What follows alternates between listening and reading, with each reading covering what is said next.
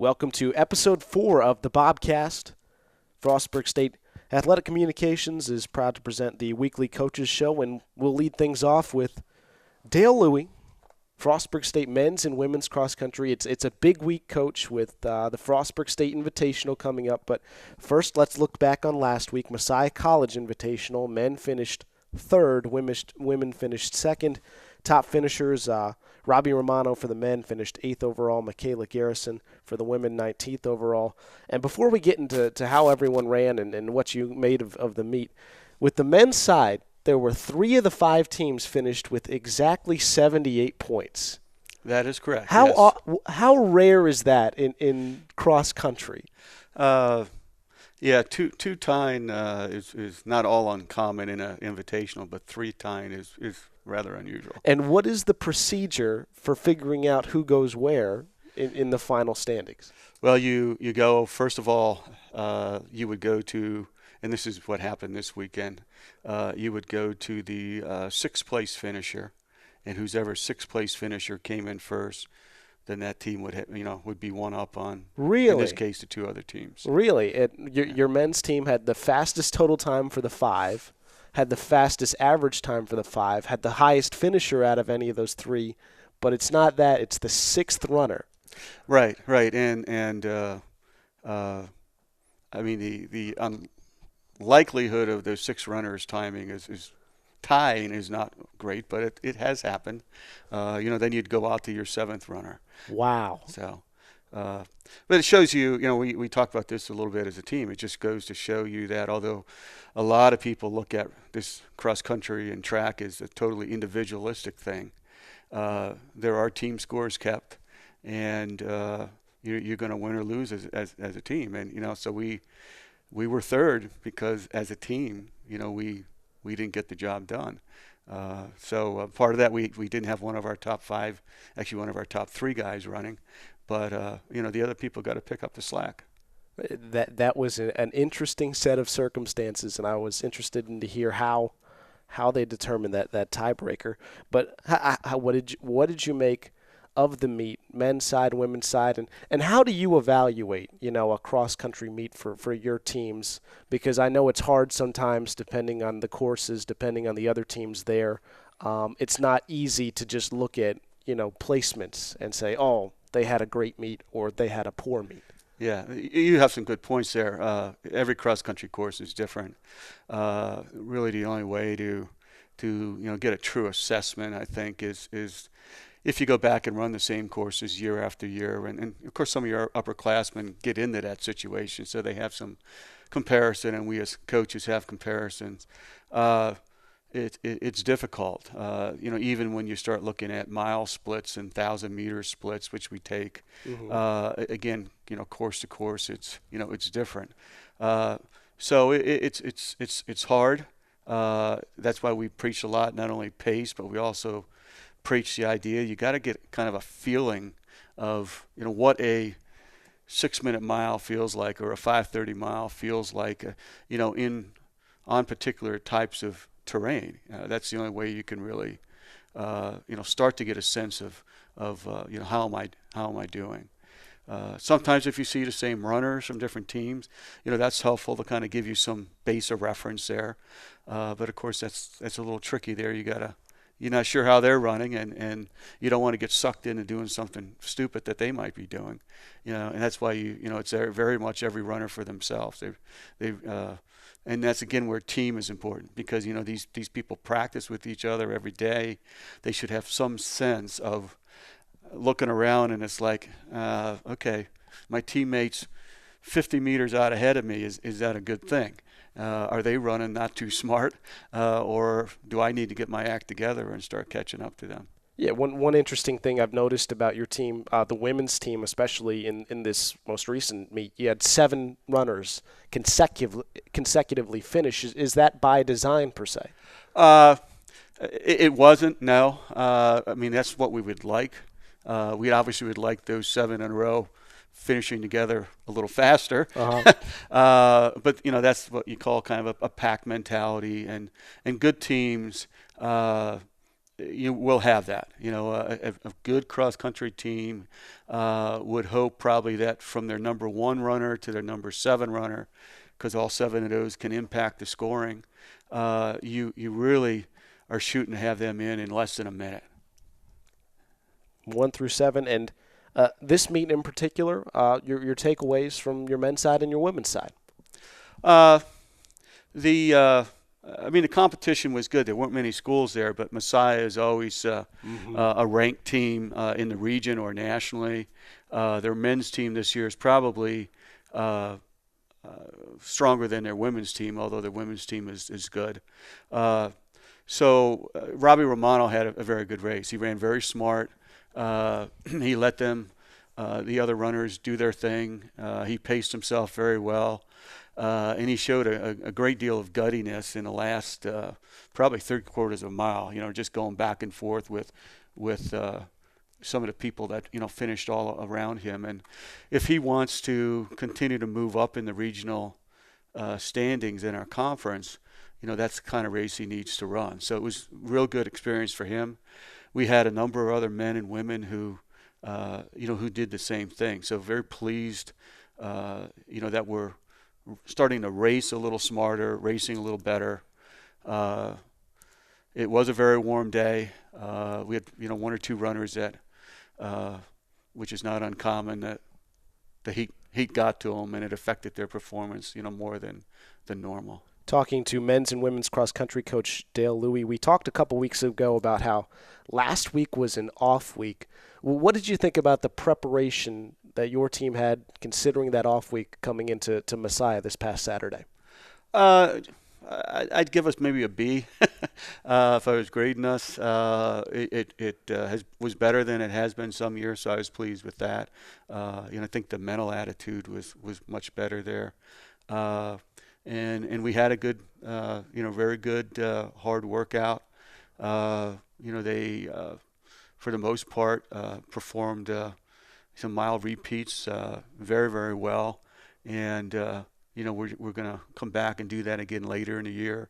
And that'll be a good, you mentioned earlier here about comparisons, and that's going to give us a comparison later in the season to, where are we at that point in time. Yeah, the next off week is the week before CAC championships. Correct, yes. Yeah, we've got a tough stretch in here.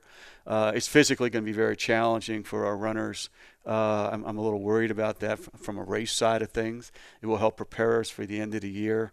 But in terms of meet performances, we might suffer just a little bit. I hope we don't, because we have some, we've got a span here of three races in a row with very challenging courses, including our home course this week. And this week, you said it, and you said it earlier this morning. It's a big week for you guys, for you and your staff. Just give us a little bit of an idea of all that goes into hosting an invitational like the Bobcat Invitational. Well, in cross country, first of all, we got to get a course and laid out, and we like to run championship distance, and we like to be accurate. So when we say we're running an 8K or a 6K, it's wheel measured 8K, 6K. We don't fudge it or anything like that. So that becomes a time-consuming thing. Because you just can't walk 8,000 meters in a straight line and say that's it. So we spent a lot of time on course layout, and then there's a lot of time in terms of we are fortunate that our athletic director, Troy Dell, allows us to double line our course, which gives it a championship quality. Our maintenance guys work very closely with myself and our coaches, and in fact, when I'm done here, that's where I'm headed, out to the course to pre-measure it. The next couple of days they'll be out double line painting it, and it's not easy to be walking around a hilly golf course with stripers, striping lines, a little different than a football field, So we really very much appreciate the help we get from the maintenance staff, and Maplehurst Country Club has been fantastic to work with. They've been mowing some of the areas that we run that have nothing to do with the golf course per se. We very much appreciate that effort that they put forth for us. Well, we're going to be there covering you guys. We're looking forward to the Bobcats and the Bobcat Invitational. Dale Louie, thank you so much for your time. Thank you for your time. Appreciate it. Up next in the Bobcast, it's men's soccer head coach Keith Burns. Men's soccer winners in the CAC opener 2-1 over Wesley, a comeback win for men's soccer. Wesley scored in the first 5 minutes of the game. Josh McRoby tied the game with a penalty kick in the 20th minute. Senior Jonathan Lippett won the game for the Bobcats in the 82nd minute. The Bobcats also played nationally ranked Lycoming, a top 5 team in multiple Division III polls. The Bobcats lost that game 2-0. 2 Lyco goals coming products of set pieces or the ball being played in from a corner kick and a throw-in. So we'll start with Lycoming, a team that was nationally heralded, and your starting lineup, just a group of guys that we may not have seen that combination together, and perhaps not the usual faces that we've seen. What went into mixing things up for that game, and what did you see out of that group playing with, for most of the first half, a nationally ranked team in Lycoming? Well, when you're struggling, I think you're always looking for ways to shake things up and try to get things back on track. And we'd kind of been preaching just hard work in practice. I mean, that's kind of where it all starts from. We're not going to get anywhere if we're not putting the effort out there. So had to get rid of the sense of entitlement and guys just expecting to play and be the guy because they'd been the guy in the past. So we basically let a lot of the young guys and some of the transfers play that just seemed to be working really hard. And we knew it was going to be the type of game where work rate was going to dictate everything. And if we didn't have it, we wouldn't be in it. And they came out and they performed. I mean, we didn't score goals, but we probably played the hardest we've played all year, and they set the tone. And I thought we matched their intensity, and that's Lycoming's strength. They're a very direct kind of long ball, make you go have to defend, and chase a lot of second balls. And from that standpoint, we were in the match, and we just couldn't. We switched off for those 2 set pieces, like you said, and unfortunately gave up the goals. Yeah, and it reminds me of something you told me earlier in the year, where you look at different teams and Hopkins with their tactical and precision and rolling with how much they got after it. I felt like definitely Lycoming was a team where they were running and sprinting and hustling all over the field. Is it good to play a tough opponent like that, to just see what it takes to be in that top tier? And how much of a positive is it for your group of guys who you threw out there because they were hard workers to work hard and compete with them for a half? I mean, it was a positive just to get their confidence up, knowing that they could hold their own with that type of team. I don't want to take moral victories because we still lost the game, but coming off of the previous result on Saturday where we just didn't work hard and looked probably the worst we'd seen all year, it was a step in the right direction, and it just all started with trying to match their intensity. And it's always easier to raise your game when you're playing a team like that. But I thought we did, and there's still, again, we got a long way to go before we can consistently put together some soccer that's going to win us some games against good teams like that. But again, at least it was a step in the right direction. Talking to men's soccer coach Keith Burns, and it was a win against Wesley, a come from behind win after trailing 1-0. My first question is, and you sort of alluded to that already, have you found your mix for the rest of the conference season? Because it seems like you have so much in terms of new personnel that even at this point in the season, 9-10 games in, you're looking for that mix. Did you find it against Wesley, or are we still searching? We may have found it throughout the game. Probably the team that started wasn't the answer. We'd kind of gone with a little bit of what we saw in Lycoming with a couple other switches, but as the game progressed, I think we're kind of settling into what could be the lineup that we go with more consistently. But like I said, we'd have a lot of new guys still, and we're still, until one group of guys starts to score 3 or 4 a game when we think we should, and consistently produce on offense and lock teams down on defense, then we're always probably going to be tinkering with things. Yeah, would you consider it a strength of your team with all the variations that your team can play? You used 19 guys, or 9 subs, against Wesley, so that's almost 2 complete different lineups. Do you feel your team is versatile, or would you rather nail down that one formula that you can dictate in any given day? Well, I mean, the depth is nice to be able to do different things and have options. I mean, that is a strength. But, yeah, we would like to be really good at one thing, and we haven't found that yet. But then even if we can find it, then hopefully we have the depth to rotate within that style of player, that formation. But until the final product is just there consistently, we're going to keep searching for the right combination of players out there.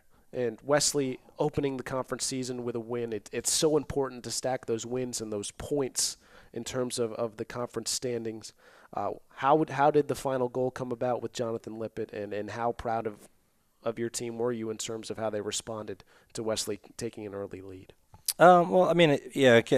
We played okay. It wasn't our best, wasn't our worst. We did have the ball for the majority of the game because they did sit in pretty deep, and they were very tough to break down. And then giving up that goal early really put us behind. But they did respond well, and they came back after it and got the penalty kick. And, we had another penalty kick that we missed. So, we probably could have put the game away, but we didn't because that's just the way we've been this year. And the last goal, I'm not sure how it started, but there was a knockdown eventually, and there was a poor clearance, and Lippett just came running in and kind of, struck it well right into the corner to finish it. And I definitely thought the boys were deserving because, again, they possessed the ball probably 75-80% of the game, but just struggled to really break down a team that was, sitting in on top of their box, and just, they did a good job of limiting our good scoring opportunities.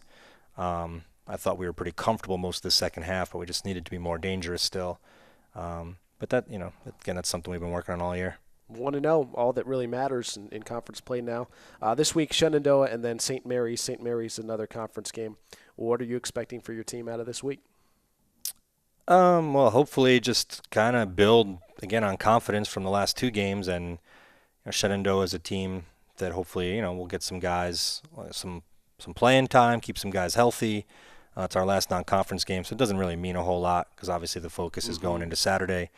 So we're kind of already looking at preparing for that and how we want to play. And then St. Mary's is huge because that's a team we've just had a great rivalry with the last couple of years, and they're supposed to be finishing ahead of us if we can get some points from that game. I think we'll start to put ourselves in a position to at least kind of set our sights on that one of those top 6 playoff spots. Men's soccer 1-0 in conference play. Coach Burns, thank you for your time. Thank you. Next in the Bobcast, we've got Becky Fletcher, Frostburg volleyball, 11-6 overall. Another busy week. Lost in 5 sets to Catholic in a very competitive match. Took 2 out of 3 matches in the Lev Val tournament. 2 wins in 5 sets, and then a very close loss to Lebanon Valley. That in a 3-0 sweep. However, quite a few games went to over 25 points. So, Coach, we look at a lot of competitive matches in that final week before CAC play. I want to start with Catholic. You guys were down 1-0, down 2-1, and you came back, lost in the 5th set.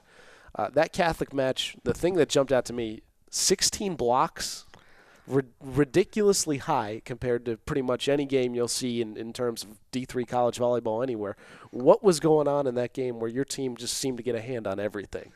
It was a really unique volleyball match. I'd like to say it was middle versus middle and right side versus right side.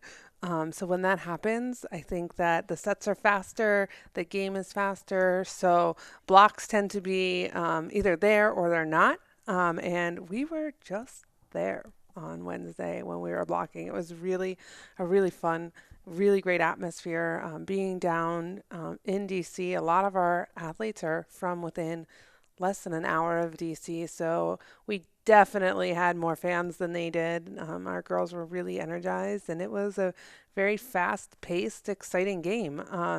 You'll notice in that match that we didn't have a lot of digs. Maybe it was because we had so many blocks. Maybe it was because a lot of the teams were running middles, which are a lot harder to defend. But it was fast, it was fun, it was exciting. The blocks obviously get your team pumped and ready to go for the next point. So unfortunately, we couldn't figure out how to get that win in that 5th set.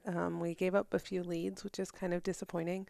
But I think that from there, we go into this coming weekend, and I know you're going to talk about that here in a second, but we definitely learned our lesson and figured out how to win that 5-set match. And I do want to point out in that Catholic match, Ashante, Naya, Biamba, Zoe all had at least 10 kills. How nice is it to diversify your offense in that way? A balanced offense makes everyone's job easier on our team. it makes everyone's job on the other teams a lot more difficult. So having our middles they were just hot on Wednesday, and we kept telling our setters to feed them the ball, to feed them the ball, to feed them the ball. And that all happens because we have some really great passers, and we've been talking about our defense and our passers all year long. But when they're hot, they allow our offense to get hot, and that makes the game just super exciting for the fans. And a 5-set really competitive match with Catholic. That one a loss. You look at the Lebanon Valley tournament, Newman, you lose the first 2 sets, come back and win the final 3 sets. Yeah. Can you tell me about that match and just the resiliency that your team had after falling behind? I think that is the match that we talked in between sets 2 and 3, and we said, hey, we learned our lesson the hard way at Catholic. Let's not do this again. Let's jump out on them. Let's come out swinging. And boy, did we come out swinging in that third set. I think the score is like 25-11. Is that right? It was lopsided in the third set. Yeah, so we came out pretty strong, and we kind of maintained that focus through the rest of the match. They made some adjustments to make the game a little bit tighter, but I was very confident in my team in those last 3 sets of that game. And then Misericordia, another game that goes to a 5th set, another game in which you win the 5th set.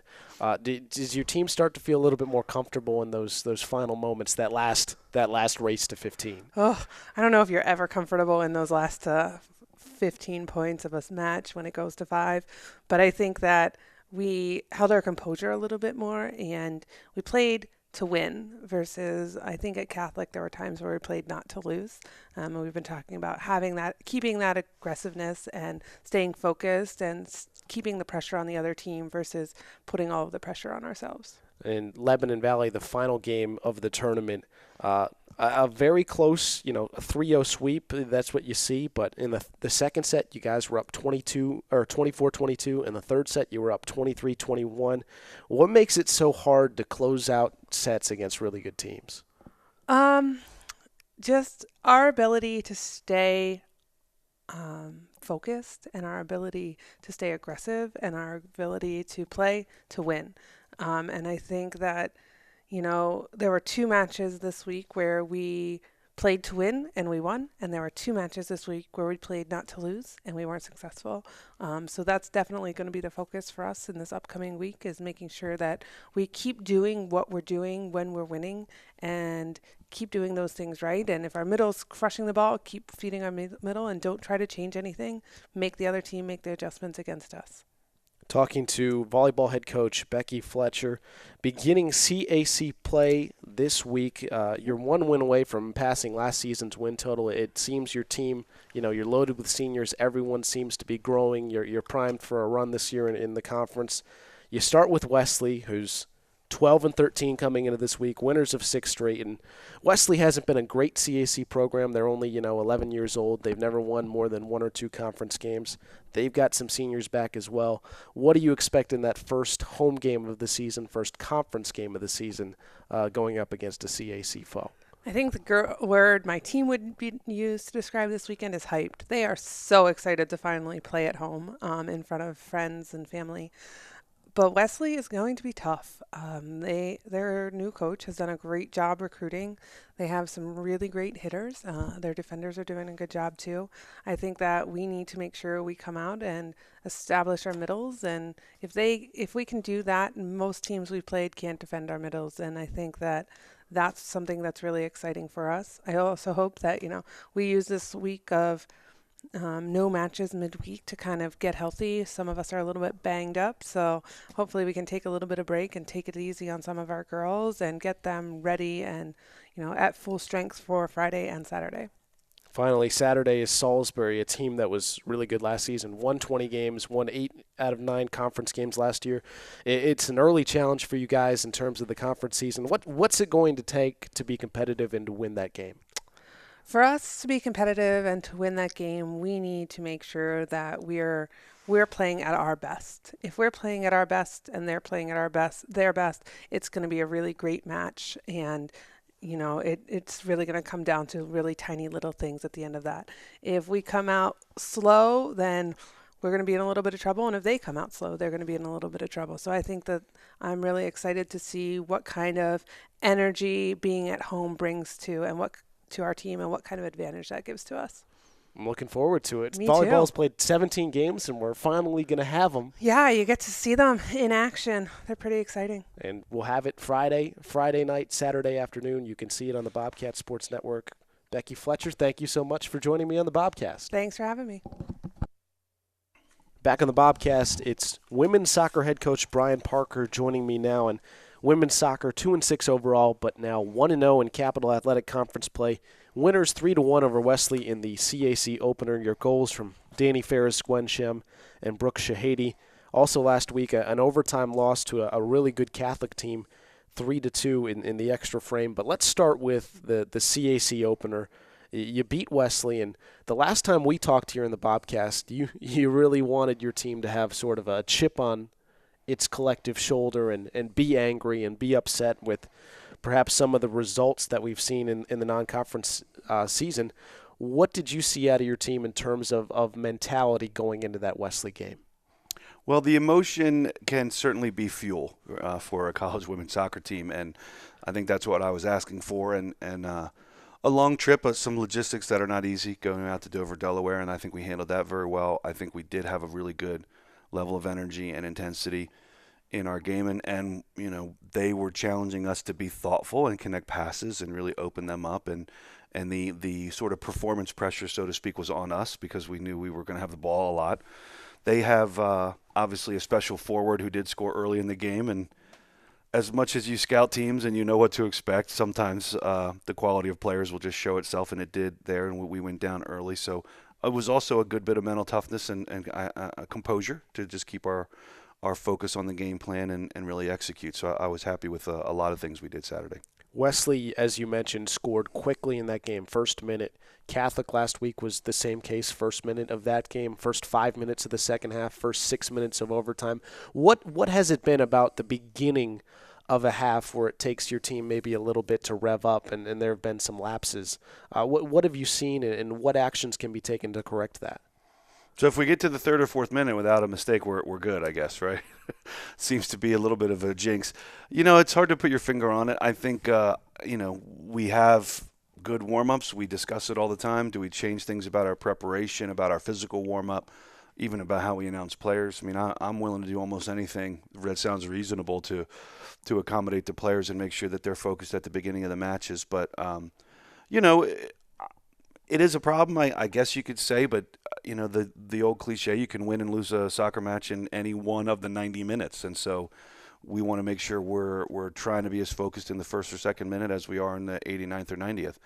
I think the overtime losses are frustrating because you'd like to think your fitness level and your focus as a team mentally is strong enough to weather the storm, so to speak, and play the extra 20 minutes. But those are good teams. I think the Catholic goal was a little bit of a freak, frankly. I'm not sure that a toe-poked looping ball over the goalkeeper is a common way to score an overtime goal. But, Bridgewater was very athletic and really came after us, and I thought was the better team. But I think we're fine. We're experiencing a lot of things that are making us grow and learn. Talking to women's soccer coach Brian Parker, the Catholic game in particular, for me, in this fall sports season is one of the most competitive and back and forth and emotional games that I think I've seen all season out of Frostburg. Men's soccer, women's soccer, field hockey, the goal scoring sports. Was that game a turning point in a sense? It seemed like your team was really invested, was competing at a high level, and was right there with a very good Catholic team. Even though it was a loss, what were some of the takeaways that really helped your team after that game? Well, we scored goals. We had tons of chances. Catholic presented a sort of a tactical dilemma for us that was pretty easily solvable. I think we were offside 8 times in the game, but possibly more. But once we started to figure things out and what they were giving us, we took advantage of it and got many chances. I mean, there were, you could just track that video and see some of the shots on frame that we did, force their keeper to make some big saves. So, it's problem solution, right? They presented a little bit of a problem. We were able to solve it and get chances, but obviously didn't get enough to win in the regulation. But it was, I think, a boost of confidence for our team that we could score multiple goals, and if we could just reduce the errors, of course, early in the game, I think we're gonna be in good shape. Speaking of scoring goals, Danny Farish, Brooke Shahady, each, doing their thing last week, finding the back of the net in both of the games. You've talked about the different styles that you have up front. Can you explain a little bit what Danny and what Brooke bring to the table especially? Well, it's no mystery that Danny Ferris is a big, strong forward who's more of a target, but also can finish high balls. I mean, she's a danger on every set piece and has scored a couple times that way or created some chaos for someone else to score. Shahidi is just a natural-born sort of killer goal scorer that's got pace and energy and has a wicked shot when she has enough time to really set it up. So, they're complementary players in a lot of ways, but it's kind of fun because Danny Ferris had to do a lot of running against Catholic and was maybe a little more, I guess, out of character, so to speak, because of what Catholic was doing with their defense. So she enjoyed that a lot. I think had one of her stronger games. And, it's the puzzle pieces have to fit together, of course, and I think we're just figuring out how that fit is every week. On Saturday, Gwen Shem, a goal and an assist. What does she bring to the table? I know your team is looking for Melanie Bell, hopefully, to come back here soon. In the midfield, you've had a couple of different players step up and fill a couple of different roles. What has Gwen specifically brought to your team? Well, she's a skill wizard. She's a soccer freak, so to speak, real student of the game, watches more soccer than probably everyone else on our team put together. And so she's a real, studious player, thoughtful player, skillful player. She doesn't athletically match up as well as she would like, I'm sure. I mean, we're playing some 5'10" center mids who are tough for her, but she's very good pulling teams apart, understanding when the pressure's on her, making really good, perfectly weighted passes and setting her teammates up. So when she has room to operate and the matchup is favorable to her, she can really be very, very good. So obviously, as she strengthens and grows in confidence, I think her role will grow within the team. But she's fun to watch. Had a nice day against Wesley. We're looking ahead to the women's soccer schedule at Gettysburg on Wednesday, hosting St. Mary's to really get into the thick of things in terms of CAC play. What are the matchups looking like traveling to Gettysburg and then getting into conference play with St. Mary's? Well, Gettysburg's always a tough team, very talented team. I like what Matt does with that team because they try to play soccer. They put the ball on the floor. They try to use the speed of the ball and connect passes, more of a possession-oriented team. And so, of course, it's a more pleasant game to play, I suppose, in that they're actually trying to connect passes and pull you apart and use the width. But of course, we have to counter that and be a little bit more disciplined team. They're not going to give the ball back right away because they're going to try to keep it and really kind of pull you apart and create spaces to play in. So a pretty good, thoughtful, quality team. Perfect preparation for St. Mary's, who has a similar kind of style. St. Mary's is a little more adaptable. We'll kind of do whatever you give them. But obviously, they haven't had a great start to the year either in their non-conference schedule. So another great sort of statement game, I think, for both teams to prove that they really belong in the top half of the conference and should be in the playoffs. So nice that we have them at home, and we have several games that day, so it should be a good environment and I think a great way to kick off the sort of meat of the conference schedule, as you said. Should be fun. Women's soccer, 1-0 CAC. Thank you, Coach Parker. Thanks. Take care. Next on the Bobcast, we have field hockey head coach Caitlin Borman. Field hockey 3-5 coming into this week. Last week, a 6-0 win over Hood College. A loss at Bridgewater 4-1 in that game. Bridgewater led 1-0 at the half, 2-1 early in the second half, and then Bridgewater was able to extend its lead and come away with the win. Holly Van Wee, the goal for Frostburg. But Coach Borman, I want to go back to before that Bridgewater game. Frostburg, a stretch where field hockey won 3 out of 4 games, was competitive with Lynchburg in the one loss during that stretch for over half of that game. What really started clicking for your team and really getting into a groove to win 3 out of 4 and have a nice stretch like that? Yeah, our offense was doing a good job of getting to what we're calling the hot spots of the circle. So getting to the opposite post, getting to the pads, and just getting to those spots in the circle that are so important because that's normally where the ball goes, and we were able to knock it home. And the scoring was way up. I'm thinking about the Hendricks game, the Hood game. It has to be really exciting. Hood College, you had 6 different players score goals. You had different players all over the place. I remember post-game you mentioned Kara Morrell, who's usually in the back middle. You stuck her at the top. She gets a goal. What's really nice in those sort of games to get some diversity in your scoring and build. We've talked about offensive confidence for your team. What can a game like Hood? What kind of impact can that have on your team? Yeah, I think it's nice for girls to kind of play some different positions in a game like that because they kind of see what the people who are normally play those positions are going through. So Kara came off after being center forward and she was like, yeah, I'm tired. That's not for me. So I think it's nice that they get to kind of see what their teammates are kind of doing, working off the ball when we are in those critical games, so they understand, like, hey, she didn't get to that ball, she's working her butt off right now, so that's probably why. But it's also good for like team morale as well, just because everybody's able to play for a significant amount of time and everybody is contributing, so that's always fun. Talking to Coach Caitlin Borman of the Bobcat field hockey team. Another game in Bridgewater, a loss for the Bobcats. Another game which was really competitive for a half. Bridgewater got its first goal a little ways away into the first half, went up. You guys struck back to make it a one-goal game. A couple of these losses now, Lynchburg really stood out to me. This one as well was where your team was more and more competitive. Are you looking for a point for your team to break through and win one of those games? Yeah, I'm hoping. I know Juniata coming up is going to be a tough one. St. Mary's, our next couple games are all very tough games. So we're hoping, obviously, to get some wins under there in those games. But like I said, we have some strong things that we've been doing. Bridgewater game, we kind of broke down on our defensive penalty corner unit and we weren't able to make adjustments in the middle of the game, which is not what you want, obviously. So we need to work on that at practice today and tomorrow, and hopefully it won't be a problem this week. Yeah, Bridgewater in the win. The first two goals for Bridgewater were the result of penalty corners. But looking at the box score, you see the first half, Bridgewater had all the shots, all the corners.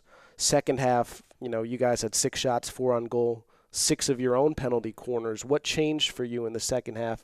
You said you weren't able to adjust completely, but the second half more competitive than the first? Yeah, the second half we were able to find those breakaways that we're so good at and just able to move the ball around pressure a little bit more.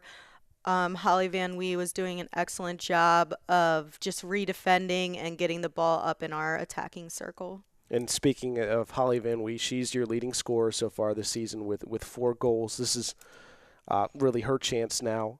What can you say about her this season? What has she done well? How has she put herself in the positions to be the team's leading scorer with 4 goals? Yeah, Holly's doing a fantastic job. She started out the season not really that confident in herself, and you can see as the weeks go on, she's just building more and more of that confidence in herself.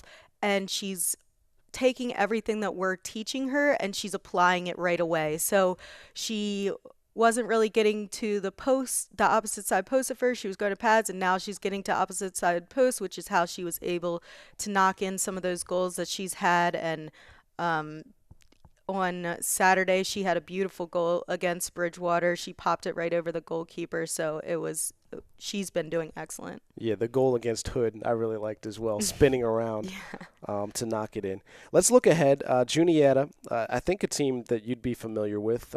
Catholic last year for you, Juniata Catholic, same conference. What can you expect out of Juniata College? Juniata is a hard fighting team. They're very physical. They just work hard to get the wins, and we just need to be prepared to play a very physical game against them. Finally, St. Mary's begins CAC play for you guys on Saturday. What are the challenges of having such a difficult conference and such a short conference season? After that game, you're 17% of the way through your year. There's only six chances in conference play. What's that going to be like for your team? Yeah, we just, especially having such a young team, we really need to hammer home the importance of getting those CAC wins, because obviously we need to win those in order to get to the playoffs. So that's going to be something we're really emphasizing after we hopefully get the win against Juniata. Field hockey, Juniata on Wednesday, St. Mary's on Saturday, Shenandoah on Sunday. Caitlin Borman, thank you so much. Thank you. Final coach in the Bobcast this week, it's head football coach Delane Fitzgerald. Bobcat football 4-0 heading into the bye week. Coach, any big plans for the bye week? Big plans for the bye week, yes. Mr. Andy and Dan, y'all have worked this thing out with the administration here where y'all are doing this thing every other week and platooning it and all this. I'm going to go to the administration this week and talk with them about letting me have every other day off, and maybe I'll coach every other game from here on out. And it's a pretty sweet gig. Well, and my hope is this, that they'll like me and they'll just let me do the home games. So I'll coach the home game weeks, and then somebody else can coach the away game weeks. That's how we do it. Good times. Anyway, good to see you.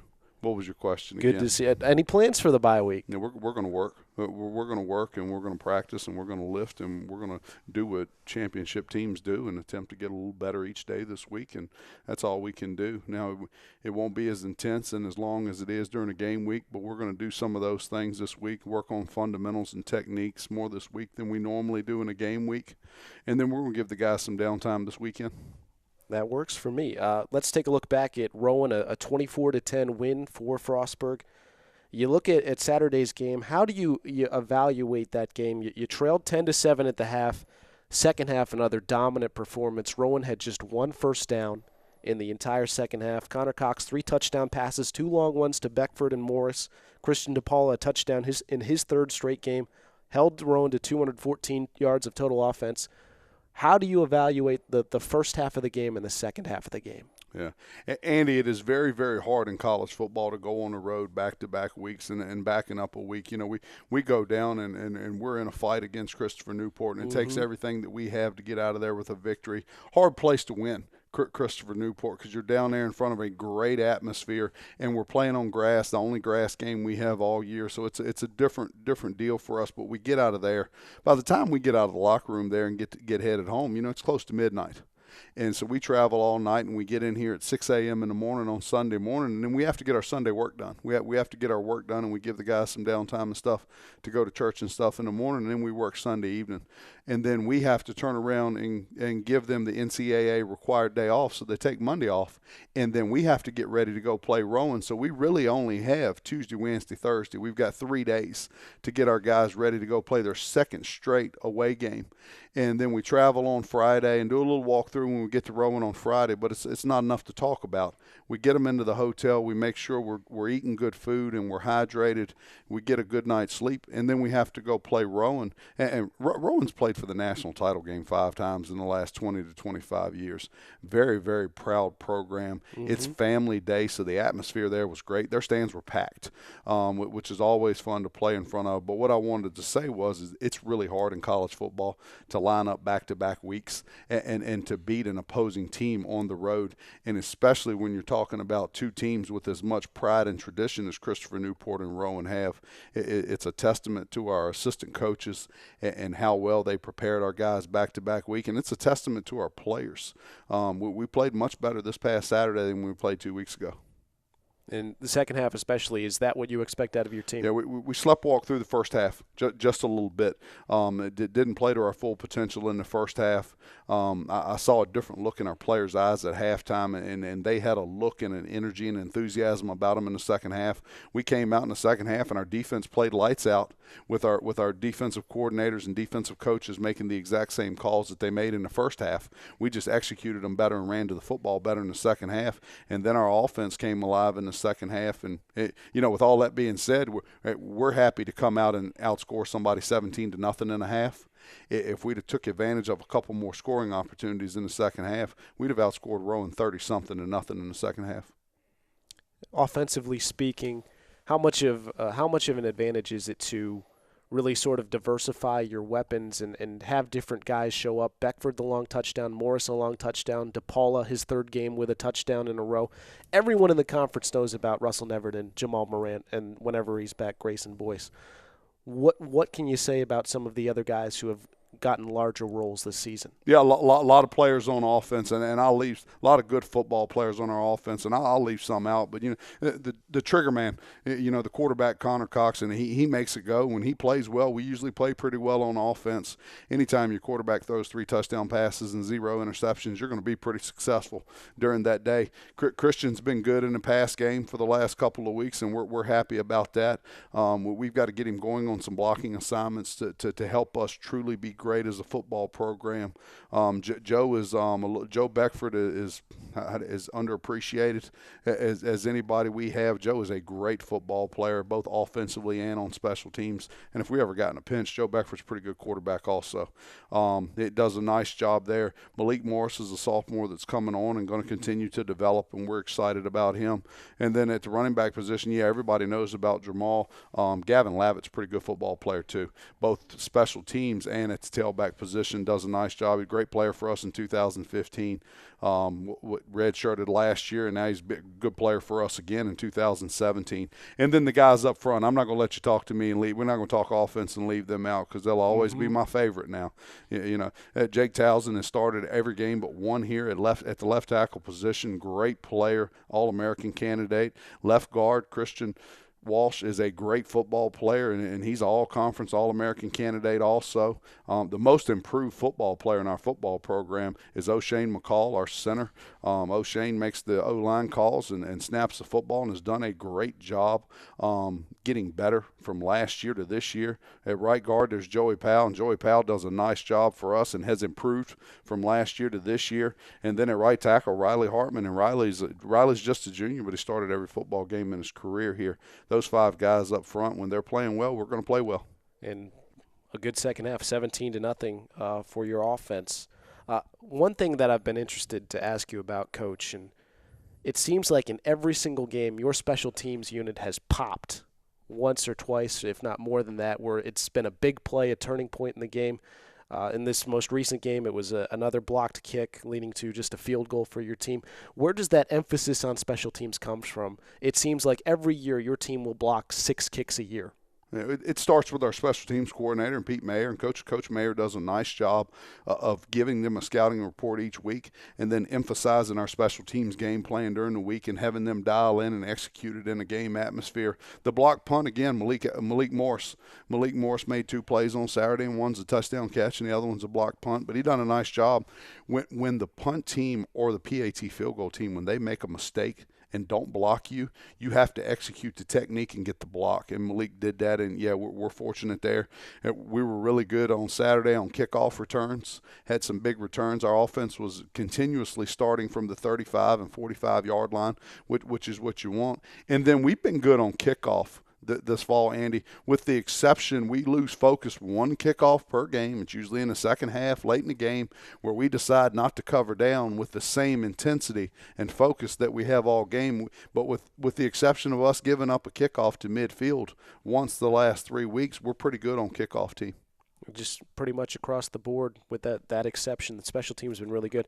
Last question for you, Coach. Being the team with the little number next to your name, a team that's won a lot of games in a row. Do you find that you get opponents' best shots consistently now in 2017? Yeah, absolutely. And I'll get off on a little bit of a tangent here talking about this. Go for it. We're not far away from the 1-9 seasons. We're not far enough away from the losing seasons to where we get a whole lot of respect. You figured all the seniors, they remember the recruiting process when Frostburg was not very good, and then they remember our current seniors, and they remember them playing when we were 4-6 our first year here as a program. Yeah, we haven't gotten far away from it to get a ton of respect. We get everyone's best shot because they see that we're 11th in the country in one poll and 12th in the other. Not that any of those things matter, but they don't believe it. They don't quite believe it, and we have some things said to us by opposing players and opposing fans and opposing coaches that aren't the most respectful things in the world. It serves as a motivation to our entire football program, coaching staff, and players. We're okay. They don't respect us, but at the end of the football game, we're probably going to be ahead. Coach Fitzgerald, thank you so much. Enjoy the bye week. Thank you. Thanks for having me.